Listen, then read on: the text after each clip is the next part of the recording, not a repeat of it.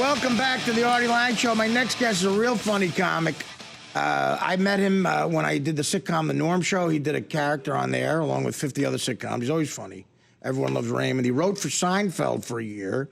Had a book out last year that he came to plug. I think it's called We're Gonna Have You Back, because he's like the quintessential guy that they'll have back. Like, if you're funny on a sitcom as a guest spot, and they have him back all the time. But he wrote in the book that Kenny Kramer, well, the real Kramer, had some quirks I won't get into. I'll let Fred say it. Now Kramer's suing him, the real guy, for like $1 million or something. So Fred wants to defend himself. Fred Stoller, what's up, man? Well, I was supposed to be there in person, but with being sued for $1 million, I got to save plane fare, and Right. I got to just start cutting back a little, because that would really cut my budget. Well, are you lawyering? Are you lawyering up? I got the, I used to have your lawyer, Jared Levine. Are we allowed to say that? Yeah. Well, I don't care. Yeah. What do you? Absolutely. But he kind of realized I was a schmuck, or no. He went and had this lecture with me. He sat me down after I wrote on Seinfeld. Yeah. He goes, "You better do something with this, because the credit will go away.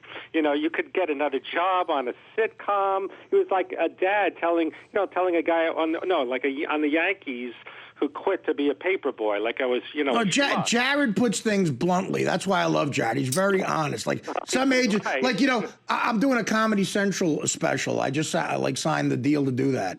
And a lot of guys will go like, "They're offering back end money too." And I'm like, "What's that about?" He goes, "You're not going to see any back end money." That's something they tell you. Right. So let's get as much money up front from him. Anything goes and gets money up front. But so did he stop representing you? Well, he realized he wasn't making money. So. Yeah, he needs money. Yeah, that's what happened. Yeah, he realized this schmuck is just, being a delivery guy in shows. I knew I was in the when I wrote on Seinfeld, I didn't know. I thought, you write TV careers, you write on a show. I didn't know these guys were 3 steps ahead, to hanging out with Castle Rock, getting deals on the lunch break. I was walking around the lot playing pinball and napping. You know what I mean? They were players, and they were going. Yeah. They're the writers for Seinfeld. By the 4th year, sure. you could get deals just off of that alone. Now, what was it like there? I could get a woman. Yeah, I didn't even know I could get a date. Yeah, I was so clueless. So he was trying to tell me, be aggressive, use this credit, and I was just looking with glazed eyes, like, well, what? No, I want to just walk around the Grove, or whatever. Yeah, I didn't look at it as it's very careerist, very corporate, like. It never occurred to me that, you're, like I said, 5 steps ahead with your career. And he was trying to tell me that, but I didn't understand, so he meant well. Did you write an episode that you got the full writer's credit for ever? Yes. I know, do you watch, are you a big fan of the show? Yeah, I've seen it, sure. Yeah, there's a comic. Oh, he should sue me, too. Well, I knew, but this guy, do you know who Bruce Smirnoff is? Well, yeah. He gave me an Armani suit. Oh, you wrote the suit one? Oh, boy. Yeah. So he goes, "I've been working out. You're skinny. You give me a deal and we're even." So I later, do you know a guy, Peter Fogel? Yeah. I found out Smirnoff and him used to go to these outlet stores, and he said it was a $1,000 suit. It really wasn't. But so Fred, by the way, you don't have to ask if I know everyone in the store. No, I know. It's a phone conversation, so I think I'm just talking to Artie. I forget there's people out there. Okay, so then my cousin Eddie. What? Go ahead. So basically, yes. So we went to Jerry's Deli. He said, "I'll just have soup and a soda. I'll save the meal for another time." It came to $30. The place is expensive. He did it a few more times. So yes, that was my episode. And did you ever do a show? There was a show, London Underground or something, where I went stand up in London. Yeah. Yes, and I met a woman there, and it was great. I was like Mickey Rourke in London, staying extra, being wild. Then I paid for her to come out, and it was like she gave her plane ticket to someone else who looked like her. She goes, "You just flew me out here for sex." So she'd get mad if I said what instead of pardon. So that became a storyline. Yeah, so that was all. The soup episode really happened. You're a basketball fan. I like the name Mendy Rudolph. I just like Mendy. Remember that referee? Right. So there was Mendy's restaurant that's also part of the lawsuit. It makes no sense. Listen, neither does what you're talking about. This is the most all over the place story. You said London, Mickey Rourke, and a referee. So I want to go back. I'm nervous. I don't have the money if I get sued. But yeah, You got to direct me. All right, I'll slow down. No. I'm just saying you have some. I'm giving you some storytelling tips. Yeah. You should linger on the fact that you wrote a classic Seinfeld. Now, when you write something like that, a lot of people are curious. Do you come up with the premise and then everybody sort of writes it and then does? No. It's the reason I said pinball and napping. It's the most isolating job. It's not like the Rob Petrie show where you sit around a table and you're laughing with Rose Marie. You know what I mean?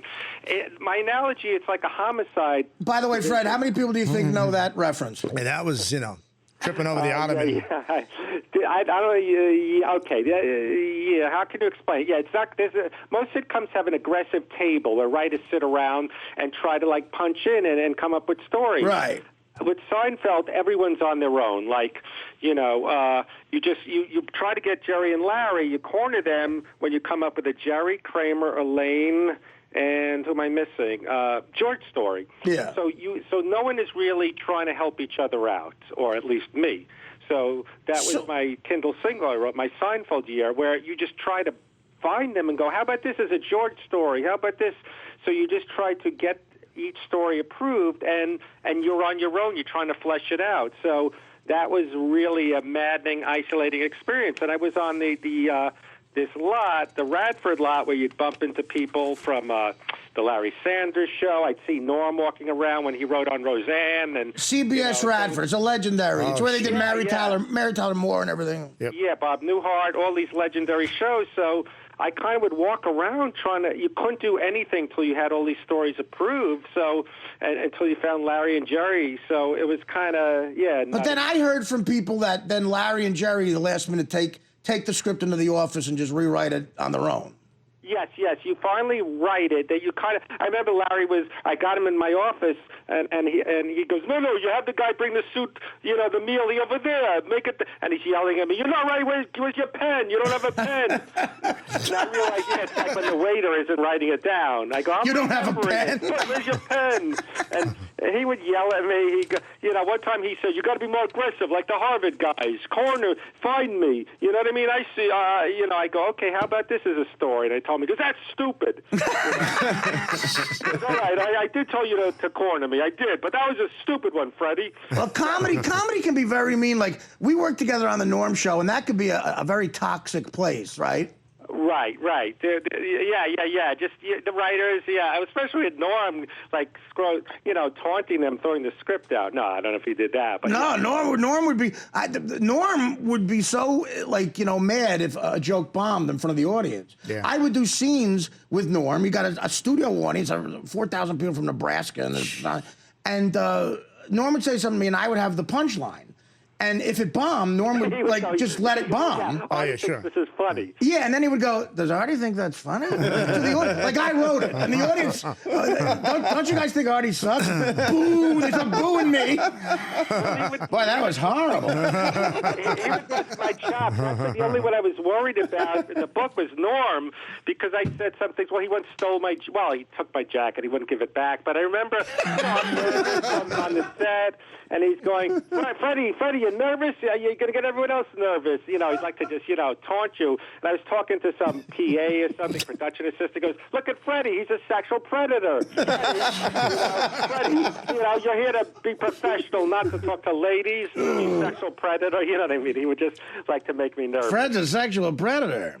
No, I remember Fred. It was a crazy place. Me and Norm, there were two PAs, two kids right out of UCLA, PAs on the show. We would send them to Vegas in a car, nice. with 20 grand, and tell them what to bet on. Oh, and during the second act in front of the audience, during one of the breaks, Norm's assistant's phone would bring it over, and it's the kid in Vegas. The kid's shaking, and he's like, well, "What was the name of the horse?" Like, what are you, an idiot? We would just give him 20 G. They go to Vegas, they get lost. That's the best. And I had the most fun with you and him when we would sneak out and play tennis. That sounds like more fun than betting on a horse. We go to tennis match. We go to play tennis across the street from the Warner Bros. Lot in Burbank. Yeah. And we're in jeans. It's like Caddyshack. Right. And but Norm is so competitive, and so am I when I get like that. And I start screaming at him. And we see David Hyde Pierce, the guy from Frasier. So David, he walks, he's very proper and everything. And all these people there, Norm goes, this is classic Norm. He goes, hey, man, You guys know this guy? And they're like, he's on that show Frasier. And he goes, is that how you say it, Frasier? So, no, Norm, actually it's Frasier. He goes, yeah. That show Frasier. You know Fred? And he's like, awkward silence. And then he goes, no, I don't know Fred. He goes, now why would you know Fred? No. He does this thing. If you're walking around with him and someone recognizes him, he goes, don't you know Freddie? Freddie's the star of Dumb and Dumber. Like, he makes all the money, like he tries to deflect it, Yeah. All right, we're going to come back, and we'll try to get you to tell another story. Or the lawsuit, yeah. Yeah, but you never got to it. Well, You're in London with Mickey Rourke. Mickey Rourke? I don't know. You've led a charmed life. All right, we're going to come back and talk to Fred Stoller a little bit more. The Artie Lange Show, weeknights on Audience, only on DirecTV.